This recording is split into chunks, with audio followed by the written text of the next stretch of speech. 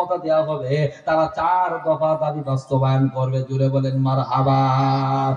1 নম্বর দাবি হলো, যিনি মুসলমান শাসক হবে তার 1 নম্বর কাজ হলো তার এই জমিনের ভিতরে শাসন ব্যবস্থা যতদূর পর্যন্ত যায় ততদূর পর্যন্ত মানুষদেরকে নামাজ বাধ্যতামূলক করবে।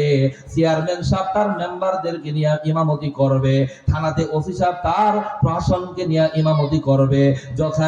যেখানে মানুষ আছে, যেখানে সমাজ আছে, যেখানে রাষ্ট্রের চিন্তা ভাবনা আছে, সেখানেই নামাজ কায়েম করতে হবে। জুড়ে বলেন ঠিক কিনা? ভাইরা আমার, বন্ধুরা আমার, হাসিনা ঠিকই কিন্তু কোরআন পড়েছে। জুড়ে বলেন কি পড়েছে?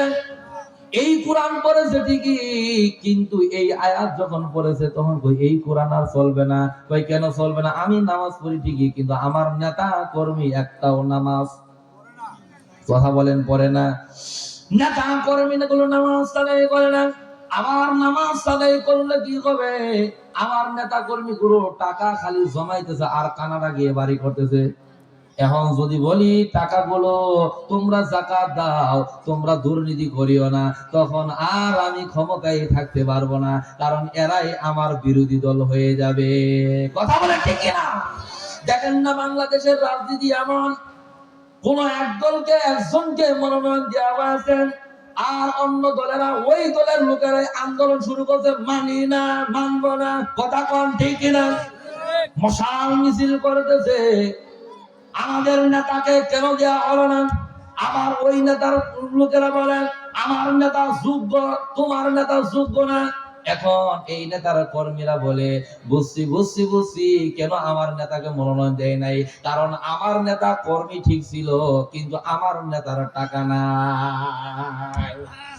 টাকা না থাকার কারণে মনোনয়ন। কারণ এমন বাংলাদেশে কিছু দল আছে, টাকা যার যত বেশি, তার কোনো যোগ্যতা না থাকলেও সে বড় নেতা। কথা বলতেছি না? সে আবার উপজেলার বড় নেতা, থানার বড় নেতা, উপজেলা জেলার বড় নেতা। কারণ টাকা আছে, কারণ টাকা যায় যেদিকে, কিছু মানুষ আছে সেদিকেই ঘুরঘুর করে। সত্য মিথ্যা বুঝে না এরা, কোরআন বুঝে না, হাদিস বুঝে না। এদের চিন্তা করো আমার নেতার টাকা আছে, মিছিলে যদি যাই তাহলে তেল খরচ দিবে এবং পকেট খরচ দিবে, আর আমি বিনিময়ে শুধু বলবো আমার নেতার চরিত্র ফুলের মতো পবিত্র, নামাজ পড়ে না। একুক্ত কথা কোন ঠিক কিনা? বাংলাদেশে এমন একটা স্লোগান আমাদের সমাজের ভিতর আছে, এরা বলে হুজুরেরা শুধু নির্বাচন আসলে হুজুরেরা ধর্ম ব্যবসা করে। জোরা বলেন নাউজুবিল্লাহ। হুজুরেরা নির্বাচন আসলেও নামাজ পড়ে।